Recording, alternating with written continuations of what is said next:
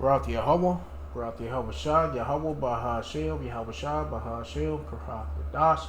All praises, honor, glory, love, respect, faith, and power, and trust, and all credit to my Heavenly Father, Yahweh, and my Heavenly Big Brother, Yahweh Shah. Thank you so much what you've done, what you're doing, and what you're going to do. Double honors to your apostles and elders and bishops of GMS, great millstone, who I learned from, and all the men scattered all over the world, teaching this truth and none but the truth in the name, spirit, and the power, Yahweh Bashem Shah.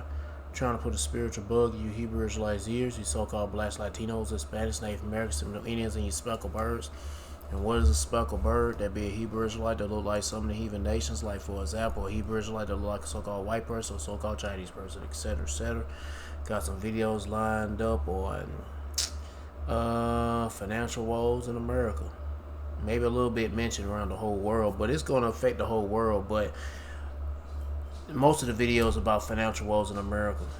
But anyway, and plus, what's going to happen when oil prices go up?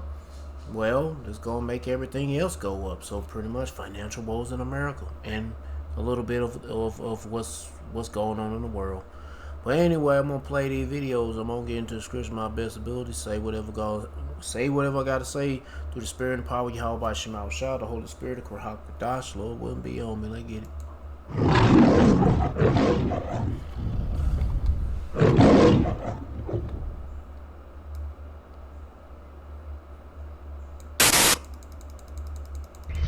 God bless, ladies and gentlemen. General Green here. Beautiful morning, and as predicted, hyperinflation is now becoming innocent. Revelation chapter 6, verse 5.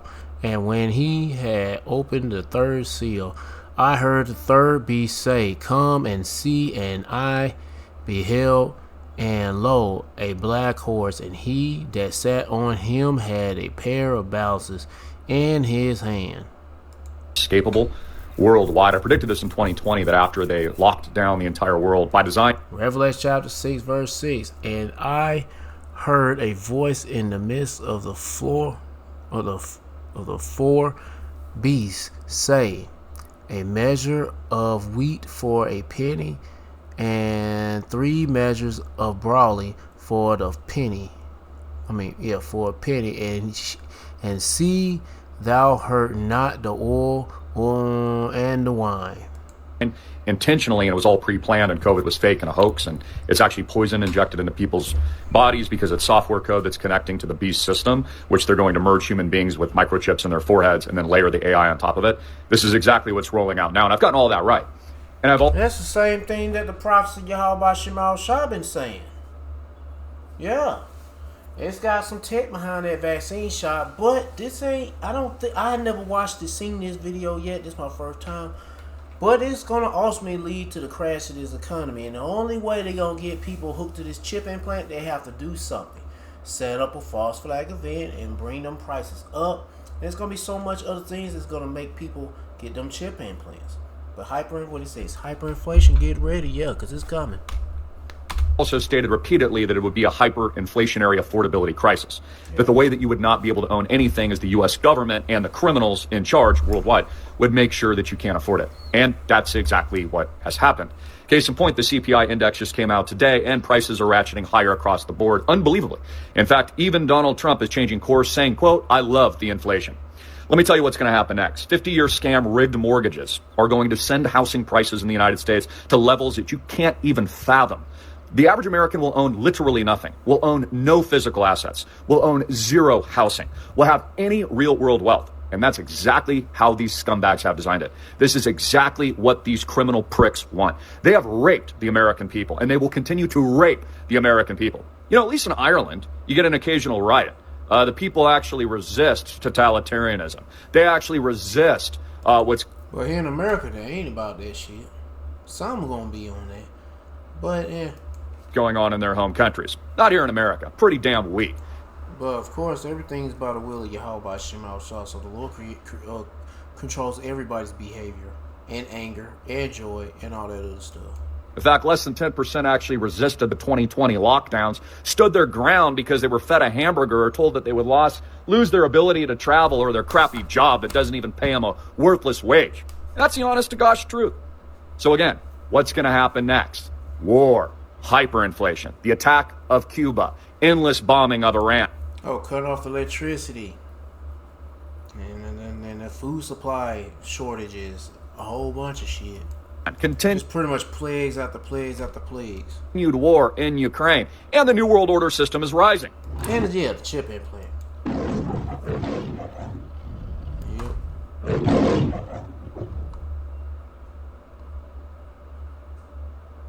Who lists a car and then tells you everything, every modification?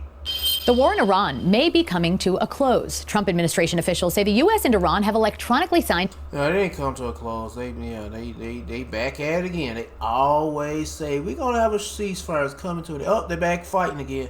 Oh, we're gonna have a ceasefire. It's coming to an. Oh, nope, they back fighting again. Oh, they're gonna have a ceasefire. We're about to come to an end. Oh no, they back firing, shooting missiles at one another, over and over and over and over. It's been how many times? 30, 40 times. It's been a ceasefire, off ceasefire, ceasefire, off ceasefire, ceasefire, off ceasefire. No, it's going to keep fighting. A deal to end the war and reopen the Strait of Hormuz. Although the text of the agreement has not yet been released, the president says ships are already moving through the strait. A formal signing ceremony is expected to take place in Geneva on Friday, following the president's participation in the G7 summit in France this week. Well, oil prices plunged to 3-month lows after the agreement was announced, but those gas prices may not plunge as fast.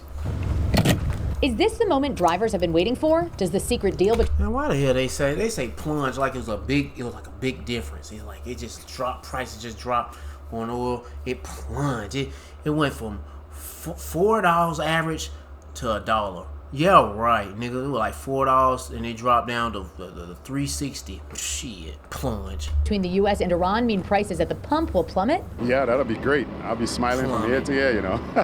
Not so fast. Experts Yeah, not so fast, Jake. Shit. Don't fall for that dumb shit. No goddamn well, that's too good to be true, bro. say there's a chance that this might be another false start here, and we're not going to see the level of production rising as quickly as we'd like. I hope that's not the case. It's true. There have been prospective deals with Iran at least 2 other times in this war. And while gas prices have dropped around 31 cents in the last month in Massachusetts, they're nowhere near pre-war numbers. And hopefully we'll see them under the 2 to 3. Well, y'all people ain't got no fucking clue, bro. These people ain't got no fucking clue. 50 range. I don't know where. Oh, this is in Boston. Damn, regular $4.25. The middle shit is down at $5. Super $5.35. You people ain't got no clue. No time, God willing. Eli Lockus owns a mobile. Well, God willing, Lord is gonna make these prices go up through the roof. The Lord ain't gonna do these things. The Lord make things better for you people just because you want to be better. Station in Cambridge. He sets prices daily with his customers in mind. There's nothing that we could do. It's mainly the oil companies, what they price, what they give us the price for, and what we gotta justify to be fair on the market. Even if the war ends and the Strait of Hormuz reopens, the price plummet will take weeks, experts say. The U.S. has been supplementing oil from other sources, like strategic reserves, but those tanks can only fuel us for so long. There's this ticking clock where if you don't get production in the Middle East running at a higher clip before the end of the summer, you really start to see some problems that develop in the course of July and August. The expert's message before you excitedly plan your next road trip? I come back to this phrase, trust but verify. You know, it's you want to trust that something can get moving here, but you need to actually see it and verify that it's happening before you can, really start to celebrate. And that's exactly what gas station owners like Eli are doing. Well, it's looking good. So let's see how it goes. Cautiously optimistic. Cautiously, yes. Yeah, no, you definitely got to be cautious. That's for sure. And the expert you heard from in that story says to keep an eye on the next 4 to 6 weeks. That time will determine whether prices are heading down for the long term and if there's confidence that Strait stays open, Lisa. Well, in 1 more month, we gonna see. Hope it comes soon and make a big ass change sooner than a month. And that change, the change gonna be the gas prices going up, shit, and diesel too. I mean, yeah, that's hurting me but I'm just like, man, let's go forward with this, man. I'm tired of this place. I'm tired of these fucking people. I'm ready to see these people kill each other. Fuck these people. Lock in with deals on all your game day Yeah, I snacks. said it. I don't give a fuck. They don't even need to hear from us directly to know there's a problem, said an executive with a major oil company. There's no shortage of people out there saying this publicly. The inventories are at historic lows, the lowest since 1983. So your gas prices are going to be going through the roof. So I hate to break it to everybody, but gas prices are going way higher. And Finally, I love it. Trump loves it. Hey, I love it. I hate to. He said it. He loves the inflation. I mean, I love it because there's a sign that's saying the end is near. Yeah, but you got a little bit of a distance, but it's building. The more chaos being built up, the more better. He said it. Thank you. Promise is made, promise is kept. I hate to break it to you, and Jimmy, don't be such a panic-a-stander. You're a panic stand. Are you a panicon? No, it's not me saying it. You know who is saying it? The oil executives are saying this. Oil executives, not Jimmy Dore, not panicans, but the oil executives warn White House gas prices are going to get higher. Yeah. So the thing that Donald Trump evidently loves more than his own family, inflation, because it makes everything bigger and better, except the economy surplus, our gas tanks, or our bellies. All those things are getting smaller. Here's Scott Bessent. He's going to say that the U.S., it's just a blip. Let's listen. Except for inflation, which is, I believe, going to be a short-term blip. The economic data is... It's just a blip. Don't worry, it's just a short blip. You know, blips are short-term, like the war that he promised Trump wouldn't start to begin with. Or when we bailed out Argentina's meat market at the expense of our own, because this asshole runs a hedge fund that the Soros boy and some other people you can't even name are in. It's just going to be a blip. It's just going to be a blip. Here is his own. Here he is, Scott Bessent. He's telling the American people that paying more at the pump are just short-term blip, and it is caused by the Iran war. Let's listen. Is there a price that you've calculated at which we can no longer tolerate or stand? Is there a price? I'm going to say the price is already right now. Donald Trump's ratings are the lowest of any president at this time ever. The last 8 presidents, just so you know. But let's see. That's a great question, by the way. Can you imagine they asked a great question on a cable news show? They asked him, is there a price that you can't tolerate? Because it's going. And here's what he says. Or even if we were to go to $5 a gallon, is that like a cycle? $5 a gallon was California a year and a half ago. What do you mean $5? Going to go to $5 a gallon? Wow. Sure. And in a couple of weeks, the gas prices are going to party like it's 1999. Okay. Remember Larry Summer when the Ukraine war was doing this? And Larry Summer goes, there's always one of these Larry Summers or Scott Bessents to tell you, shut up, like Pelosi whenever the gas goes up. Shut up. Trump should do that. And you would rather stay away from it. Again, we are cognizant that this short-term blip up in prices is affecting the American people, but I am also confident on the other side of this, prices are going to come down very quickly. You know, the conflict will end. If we look at the stock market, what does the stock market see right now? The stock market is looking through this. You know, corporate earnings are good, employment is good, and this gasoline, this temporary aberration, will be over in a matter of... By the way, the people who run the stock market don't know anything. They don't even know that fertilizer, 70% of the farmers can't afford fertilizer, so our food prices are going to skyrocket in the winter. They don't know this. They don't know anything. They actually believe Donald Trump when he says we're close to a deal with Iran. Iran's not even negotiating. It's market manipulation. Trump knows he can manipulate Wall Street, and he's doing it. So, okay, here we go. Weeks or a month. Let's listen again. Is there a price that you've calculated at which we can no longer tolerate or stand? Or even if we were to get $5 a gallon, is that like a psychological mark that we and you would rather stay away from? Again, we are cognizant that this short-term blip up in prices is affecting the American people, but I am also confident on the other side of this, prices are going to come down very quickly. You know, the conflict will end. If we look at the stock market, what does the stock market see right now? The stock market is looking through this. You know, corporate earnings are good, employment is good, and this gasoline, this temporary aberration, will be over in a matter of weeks or a month. So Scott Bessent isn't even consulting the oil executives on this, because all the oil executives are saying the exact opposite. In fact, they're warning him that prices are going to go higher. I bet Scott Bessent might know this. Well, I think he does. Oil and gas executives have warned the White House that gas prices could surge in coming months as fuel inventories fall to critical lows, complicating Trump's administration's efforts to contain inflation that has already rattled American consumers. Industry officials say they are doing everything they can to sound an alarm that prices are about to soar. Wow. Soar. Like an eagle, like a proud eagle. As the commercial and Yeah, America. I want to be a mascot. That's a mascot of America. Government inventories that have mitigated price rises so far are rapidly depleting, according to multiple people familiar with the conversations. So Donald stocked up on ammo. So the reason why gas prices have only soared a little and not a bunch is because they're burning through the oil reserves that you're supposed to have for emergencies. Okay. Some inventory, and that's about to run out. That's what they're warning. Some inventories could be wiped out within weeks. The executives, I remember the story we did 2 weeks ago that they said that California's going to run out of gas in 6 weeks. Well, here we are. Now the executives at oil companies are saying the same thing. And that's going to happen coinciding with the peak summer travel season. I have absolutely no doubt the White House, from the president on down, is fully aware of the nearly universal alarm among oil companies and analysts about the direction of travel for oil prices this summer. Who said that? Bob McNally, who was an energy advisor to George Bush. And he's founded the research firm Rapidian Energy Group. Sounds like rapist. The warnings underscore the rising political and economic risks confronting Trump as the conflict with Iran drags into its 4th month, with little indication that a diplomatic breakthrough is imminent, despite periodic White House predictions of progress. Again, Iran is not even negotiating. All because what they want is Israel to stop bombing Lebanon and Gaza. And Israel is not going to do that because when they do that, Benjamin Netanyahu gets kicked out of power and he goes to prison. So that's why he's never going to stop. And Donald Trump has no control over Benjamin Netanyahu because Israel has some control over they control Donald Trump completely. I don't know if it's because of Epstein. I don't know it's because of money. I don't know it's because of stuff they got on his kids. I don't know, but they've got something on him. All right, anyway. This shit is gone. I had just moved a video and I didn't examine the video, the title well enough. Realized it got nothing to do with financial woes in here in America. But it is a video about plagues, food crisis, but it's not about money.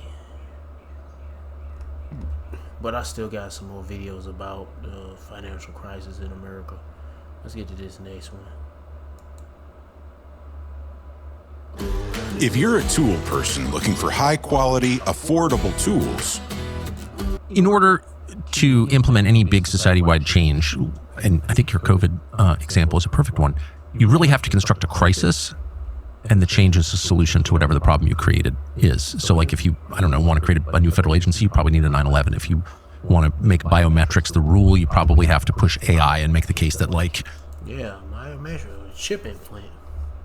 We don't know who anybody is because everything's a deep fake. So you have to have biometrics in your Twitter handle, etc. What will be the crisis that justifies digital currency? So let me step back for a second, because what I see is the crisis is only the apex and the third act. To get the crisis working, you have to get thousands of things in place.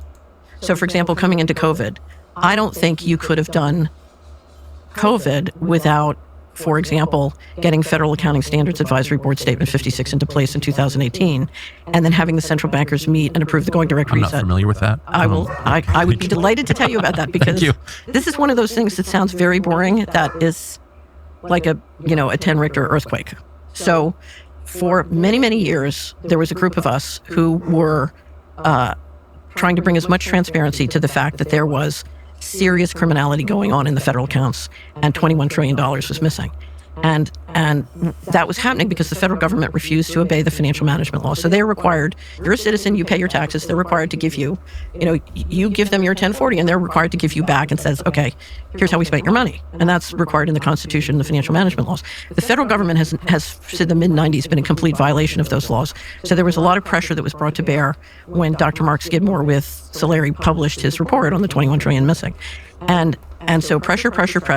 The DOD keep saying, we can't pass an audit. We're not going to pass an audit. And then 2018, remember the Kavanaugh hearings? Very well. Okay, everybody was very busy, watching the Kavanaugh hearings. The federal government, the House, the Senate, and the White House, all together, October 2018, published an administrative policy called FASB 56 that basically said, in violation of the Constitution, the financial management laws, and the financial management regulations, that they could set up a secret group of people by a secret process and pull things out of the government's financial statements and keep them secret, not just for the 24 covered agencies, but for 150 plus related governmental entities. And when you take in the national security and classification laws, that means also that the big banks and contractors working for the federal government can do the same. Right. That's Deloitte and JP Morgan too. Right. And what that means is basically the entire large cap stock and bond market in the United States is secret. The disclosure is meaningless. It doesn't mean anything. And if you go to Solari, we have a missing money section, and we have extensive not only descriptions of FASB 56, but what it means to investors. On what grounds could the federal government declare private businesses, the whole of itself, all kind of off limits to disclosure? They have no legal basis because this is in violation of the Constitution, the financial management laws, and the financial management regulations. We have a section at Missing Money with 7 briefing papers. It took me 2 years working with our attorneys to do it, that describe all the financial management laws of the United States so that you can see. And luckily, one of the interesting things that happened when FASB 56 passed is Matt Taibbi picked up on it and wrote an article about it. It's funny, he emailed me, he said, okay, I got the briefing papers, thank God.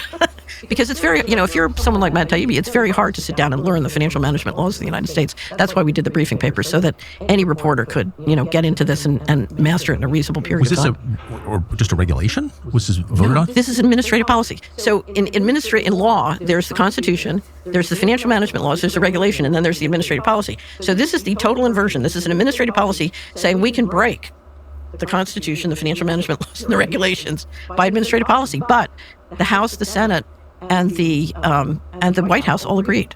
So it was a joint, and they tried to sneak it through. And I was very lucky because there was a guy at the time who worked for the American Federation of Scientists who literally read the Federal Register. And I had signed up for his newsletter because I didn't want to, but I trusted him to do it. And he would keep an eye on the black budget issues. A guy named Steve Aftergood, very good. And he, in his newsletter, he read it and he understood what it meant. Because it's so boring, nobody would understand. Well, that's exactly right. Right. What's not boring, and I'm sorry to keep interrupting you, but I don't want anything to fall through the cracks. The black budget issues. What is the black budget, and what was he looking at, and why should we care? So we have an overt economy, we have a covert economy. The covert economy is driven by a series of pools of money and cash flows. Things that I want to say maybe some DARPA shit, or some fucking just trafficking shit. I don't know. The first one, Joseph Farrell calls it the hidden system of finance. The first one started with all the seizures during the wars. So during World War II, a great amount of assets were seized. Yeah, they were just taking people's shit. And really a lot of shit they were taking would belong to our shit, like gold, stuff. And that created a pool of money that was available for covert operations. So there's a wonderful story in Christopher Simpson's first book about how the money they had seized had been moved into the Exchange Stabilization Fund, which is the mother of all slush funds. That's managed by the managed by the New York Fed for the Secretary of Treasury. So the money had been moved in, and the Dulles brothers are sitting at Sullivan and Cromwell, and they use that money to rig the 48 elections in Europe at the request of the Vatican. Anyway, so this is the so we have this seizure pool. Then what happened, we passed the National Security Act in 47, and then in 49, we passed the CIA Act, which was very fractious. It literally took assassinating Forrestal to get that done. And who was thrown out of a window? Yeah. So that's Bethesda Naval Hospital. Right. He'd been the Secretary of War. And he was very opposed to the creation of the black budget and the creation of Israel. And so who killed him? And why don't people understand that the Defense Secretary, the Secretary of War, was murdered? So I don't think 1 in 100 people know that. So he was a Dillon Reed partner. So I knew that because I used to stare at his painting in the partners' boardroom or dining room, and they would always train you by telling you if you're not careful in Washington. It's funny. There are 2 books that I have read on it, both of which cost like $100 a piece on eBay because it's just. Have you read David Martin's book? I don't know. I have 2. They're in my office. I read them. You want to read David Martin? We have a great interview with Dave Martin, and let me finish telling you. Both were written in the 60s, but really quickly, his murder was part of a deal to get the 49 Act passed. Is my theory. Okay. And to create the creation of Israel. So it was both the black budget and Israel and they needed to get him out of the way. So we have a big interview on it, Solari, and I've looked into it very deeply. I was very interested in Forrestal. Anyway, but the 49 Act was the CIA Act. So you have the National Security Act, 47, the CIA Act. What the CIA Act authorized was the ability to appropriate money to different agencies and then claw it back secretly to a black budget. So now we have the hidden system of finance with the pools of seized money, and we add to that a layer of money that can be appropriated and clawed and used secretly, only subject to very limited oversight by a committee in Congress. So the appropriations committees wouldn't see that money, only this one committee that oversaw the black budget. Okay, and if you look at those 2 pools, the next step happened in 81 when Bush comes in. Bush comes in as vice president under Reagan, and his deal with the Reagan folks during the campaign was because he'd run the CIA, he'll run intelligence and enforcement. And the Bushies were very, very good at the nuts and bolts of sort of the mechanics of government and the legal system and money. he got an executive order done that said essentially you can use this secret money, the black budget money, and you can use it to hire corporate contractors who can now do highly classified projects. Now, let me explain what this means as a financial matter. So we were talking about stock market going up. You can now take the most secret, powerful technology in the world and pay corporations to learn and end up owning that technology secretly in a way that drives their stock to the moon. So now you've connected the U.S. Treasury market directly, like a pipe, into companies and drive their stock up almost to an infinite amount. It's quite, as a financial mechanism, it's one of the most powerful things that ever happened in our history. But yo, where is this they talking about the title? Get prepared for a next financial crisis. I don't know. Where did they... Well, anyway, I guess it's part of this video. It says crisis event incoming. But anyway, they're talking about money, but I mean, anyway, let's get to this last one. Coming on, another one from the Hopeful Lake 3.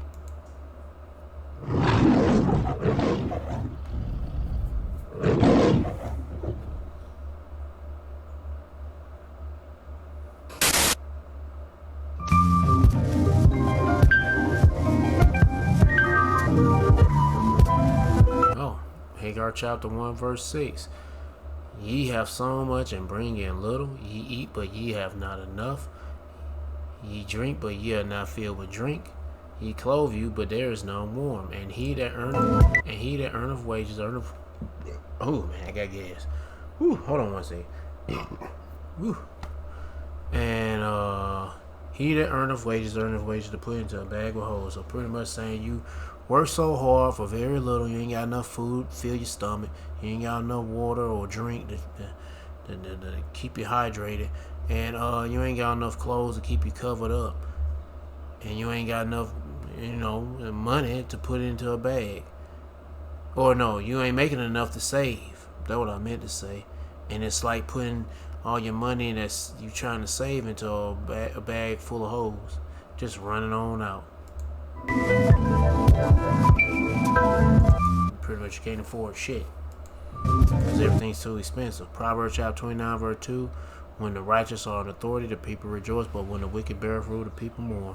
And who's that wicked? Esau, Edom, so-called white man, but he ain't white. He's red. He's a baby they suck, a Jewish faggot nigga. Amalek.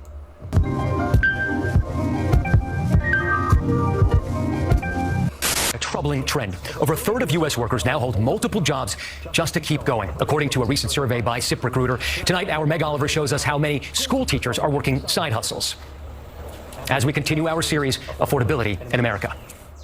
On the ground was a little bag of gold. From the time she was a child, Christine Regal knew she wanted to be a teacher. I just love working with kids. I love the kids. I mean, I've been teaching for 26 years, and I still remain in contact with a lot. But that devotion to her craft in Plainfield, New Jersey requires quite a few side hustles to pay the bills. Well, here I do breakfast duty and lunch duty. I tutor after school, and then I work at Cheesecake Factory. 1 in 5 K-12 teachers report struggling financially, with 71% of U.S. public school teachers working at least one additional job. Where are you getting hit the hardest? Oh, gosh, I'm getting hit everywhere. Like, just this past weekend, it cost me $70 to put gas in my car. 70. Last night I went grocery shopping, 2 bags of groceries, $160. That's where I'm getting hit. Repeat after me. Swipe. When school lets out for the summer, Regal will continue waitressing for extra cash. She also has to budget for school supplies. She usually spends up to $1,500 of her own money to supplement her classroom. Are you budgeting differently so you're able to afford that next year? Luckily, I have a co-teacher where we split everything, but I know she's feeling a hit herself, and we've already had conversations like we're going to have to probably take it easy, especially with her because she just has a new baby. So now what does your retirement look like? I'm going to just keep hustling and just keep putting money away and then pray. She ain't going to have no retirement. She in her 50s. She ain't going to have no goddamn retirement. Fuck no. There ain't no future for no retirement where you could just sit back and in your lazy boy or whatever. And no. You ain't gonna be under that. You gonna goddamn move down to Miami and get old and fat and no. Hell to the no. It's gonna be Jacob Trouble, nigga. You gonna be running for your life when that time come. Well, that time ain't gonna come. Talking about retirement ain't gonna come, but damn, Jacob Trouble is definitely coming. Shit. way before your retirement. That when I hit 60, that things will be a lot different. For now, the I mean, we in Jacob trouble, but it just ain't full throttle 9,000 RPMs to the engine blow up. 54-year-old will have to keep hustling for at least 6 more I was right. She was in her 50s. years. You know what? I'm about fucking over, okay? And typically I don't think twice about it, really, because, like, what am I gonna do? Not fucking feed my children? But it's coming to a point where, like, I'm just fucking over going to the store and getting the fucking bare minimum ass shit that we fucking need for the house. And obviously, of course, like, when one thing runs out, literally fucking everything. If you need groceries, then you need fucking shampoo, conditioner, laundry detergent, every other Tom, Dick, and Harry thing literally happens to be all at once. And I'm just kind of, like, at my fucking wit's end. Like, I mean, I know we're all fucking struggling and, like, trying to work 2-3 fucking jobs and then have time for your kids. And in the summertime, it's just like, no matter how much, which way you fucking cut corners, like, you still can't fucking save money in today's society. And I'm just, like, really super close to fucking ripping my hair out because literally go to the store, get the basic ass shit, right? It's not even name fucking brand shit. Literally not even name brand shit, okay? And I have my Kroger card. Anyways, so yeah, like, I have my Kroger card, so I try to make some saving, like most of us do. And it's just like, when is enough fucking enough? Like, it's literally getting to a point where, like, do you eat food or do you pay your bills? And I think it's, like, the most disgusting thing ever. And then, like, going back to Hagar. like, trying to donate plasma to make some extra fucking money. And it's just like, it's hard to fucking get a second job serving on the fucking weekends, or, you know, you try to donate plasma and they pay $45-50, and it's just like, then you want to break down and cry because you're like, I have to sell plasma in order to even make ends meet here and there. And then you try DoorDashing and it's not even worth DoorDashing anymore because you're spending more money in fucking gas than you are making any fucking DoorDash orders, and you're putting wear and tear in your car, and it just adds up. It just adds the fuck up. And America, I think, is just going to fucking crash out all at once. We literally cannot continue living like this. We can't continue, like, drowning in this shit. We just can't. Like, when's enough going to be enough? Could someone just explain to me what the actual F we are going to do? Today, I got a courtesy call from my bank. One of the reasons I love my bank is it's a smaller institution. There's not as many branches as, say, a larger national chain. So it's not this, like, soulless vampire just sucking your money away with fees. These people actually do have a personal relationship with you. So they gave me what's called a courtesy call. And they wanted to tell me that I was about $600 overdrawn. So I asked them to go over the transactions. Well, it turns out my taxes came out, finally, and with the money that I was spending over the weekend, not on massive things, but that overdrew my account. So I was able to move some money over to savings. The problem is I already moved money over for savings to help with my tax bill. So now I had to move even more money out. And believe me when I tell you, it took forever to save this money in my emergency account. It's not like gobs and gobs, but it's there for emergencies, not being bled dry by a soulless oligarch fascist junta. Cool. So now I'm like, what the heck am I supposed to do? Because I don't get paid until next Friday. Today is Monday. I have over a week until payday. So I'm not sure what I'm supposed to do. I have cut every single thing that I can possibly cut. I have cut out all kinds of things. I have not bought new clothes in years. I don't even remember the last movie I went to. I think it was the Barbie movie. And before that, I think it was The Hate You Give, if I can remember correctly. I don't think there were any other movies. I don't go out to dinner all the time. The only thing left to cut is food. So, I don't know, like red beans and rice for the foreseeable future or something. You know, and there are a lot of people out here who are making cuts like that. There are people who eat cereal for dinner every single night. But, you know, as they say, it could be worse. I mean, it could be worse. Today I had a guy roll up through the thrift store, which is my second job. And as soon as he opened his passenger door, I saw the platform and the shelving, the little drawers and shelves underneath it with a foam pad maybe an inch thick and a sleeping bag. Bro's living in his car. Elderly man living in his car, which is shockingly common in this very small town. Awesome sauce. So today I had an appointment with my financial advisor. We were going over my expenses, and when I say expenses, I mean just my bills, like what I have to pay to live a sustainable life in America. I don't live in like a super fancy house. I mean, it's nice, it does its job, it's updated, okay, whatever. 4 bedrooms, a little over 200 square feet, so like whatever, okay, so nothing crazy though. I have Verizon for my phone carrier, whatever. NIPSCO, power, you know, I have my water bill, everything. So we took how much my bills are every month, okay, and we times it by 12 to figure out how much a year in bills are you paying versus how much money you are making. Because I was complaining to him, I was like, I feel like I can't save a bunch of money that I want to. I want to take these trips, but I just can't. I don't use credit cards for large purchases. I'm not down for that. I I am one to believe in, if I don't have it right now in my bank account, I'm not going to spend it. My bills for a year is $89,000. Okay, so my income, what do I make for my income? Last year I cleared 6 figures, but I made around like $107,000. Okay, I'm making $107,000, but my bills alone, that does not include my gas, my grocery bill, literally any little spending here and there, like no extracurriculars, nothing, was $89,000. So that gives me about, I don't know, do the math. To me, not a whole lot of extra money that it's just mine to either invest, to save, to go on trips, to do something like, what? I am a registered nurse, okay? So like, I thought, oh my God, I cannot wait to make 6 figures one day. Okay, 6 figures in America, now in this economy, you're poor. You're fucking poor. So my initial question to him was, how can I not do everything I want to do and buy these things that I want to buy? Like, I can, but then I know like I'll be in a hole. And he's like, well, because your bills are $89,000 a year and you're only making $105,000. And I'm like, I'm a travel nurse, so I'm optimizing my income as best as I can, because being a staff nurse, you make way less money than that. I mean, you can make $100,000 as a staff nurse, but you, 1, have to get paid well, and 2, work fucking a lot. And I only like to work my 3 allotted 12-hour shifts. That's it. I want to live my life as well. I don't know. I also have 3 children, okay? And those children are very expensive.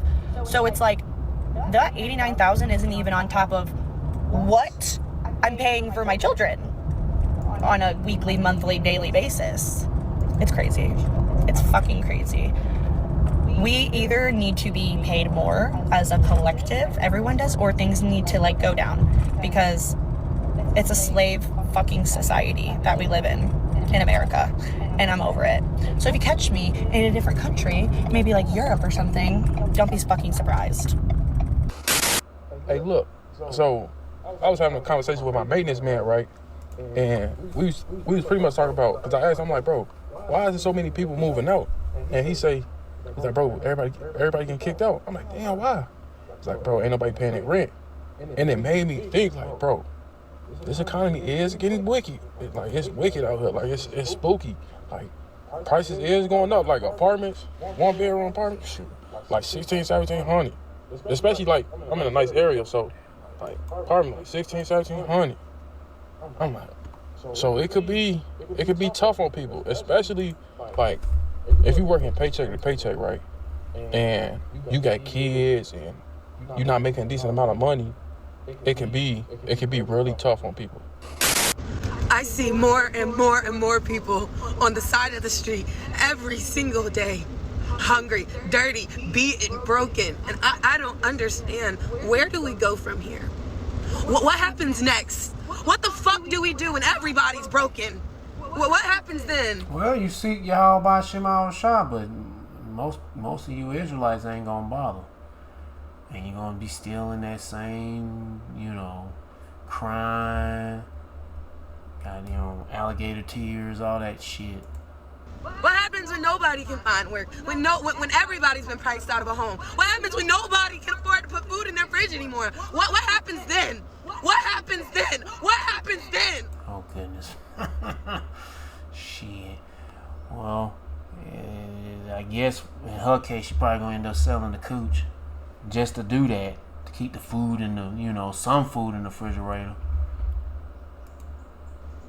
I just left work and I was driving home and there was a man sitting there and I almost drove past him. I almost kept going to my house, to my bed, to eat the food that I had gotten for myself. And I thought, well, damn, if I'm hungry, he must be hungry too.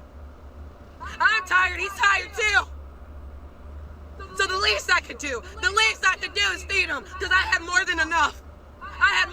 So the least I could do is feed someone who doesn't, feed someone who had to go without. So how the fuck do all these big ass corporations, all these rich ass people, these billionaires, not see the fucking need? How are y'all blind to it? They're not blind, they clearly see y'all. They got 20/20 vision looking at y'all, seeing how, and they don't give a fuck. This all set up for the chip implant. But for some reason, you probably don't see it now. She just don't see it. She doesn't see that this is all set up for the chip implant. For all you people that's out there like her, that's crying and whining and starving and hungry and damn near close enough to selling their body for a meal or some shit. Yeah, it's going down. Shit. That's why the prophet said up tell you Israel, you better seek Yahweh Shema Shah. Cause it's getting bad out here. Do y'all not see the need? I see it every time I leave my fucking house. Every time I leave my house, I see more broken down and beaten fucking people. Where do we go from there? What happens next? What happens next when nobody wants to keep going anymore?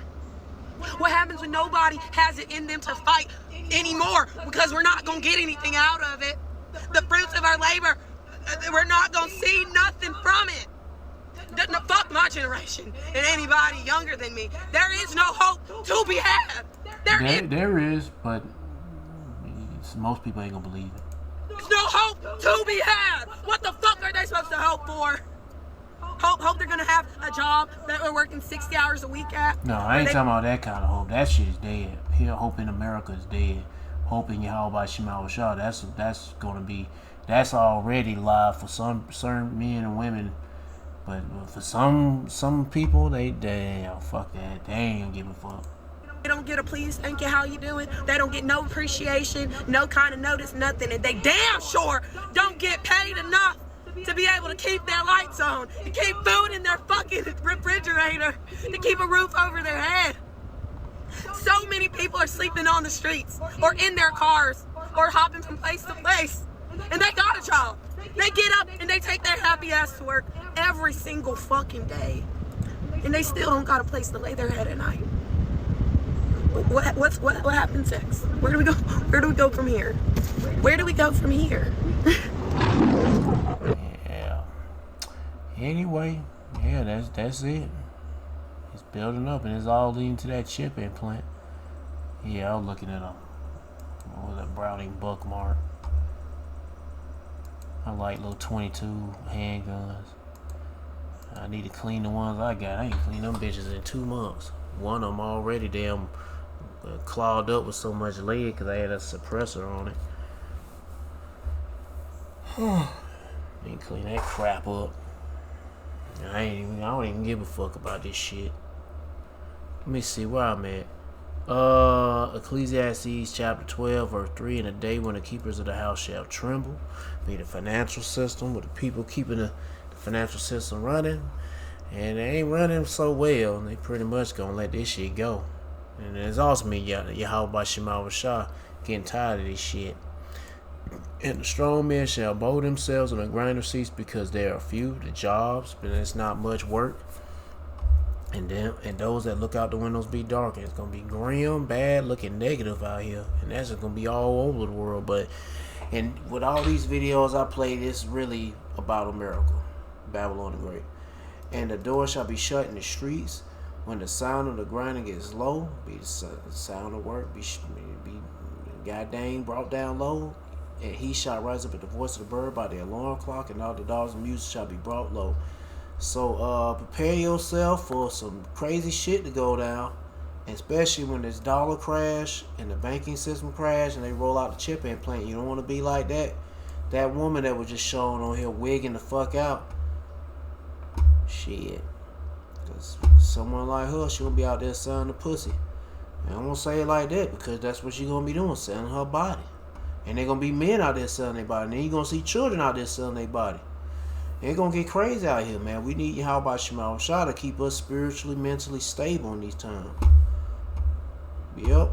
So if you want to be stable in them times, hey, man, act like you know and try to seek the Lord by seeking his prophets and take heed to what to say and try to build a spiritual mental relationship with Yahweh Shema Shah by praying Yahweh Shema Shah, praising Yahweh Shema Shah, worshiping Yahweh Shema Shah, fearing Yahweh Shema Shah, and repenting to Yahweh Shema Shah.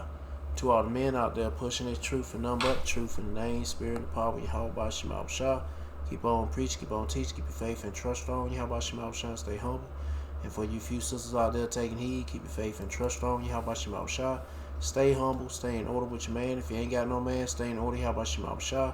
Peace and blessed to the hopeful elect, and all praises to Yahweh Bahashem Yahweh Shah. Shalom.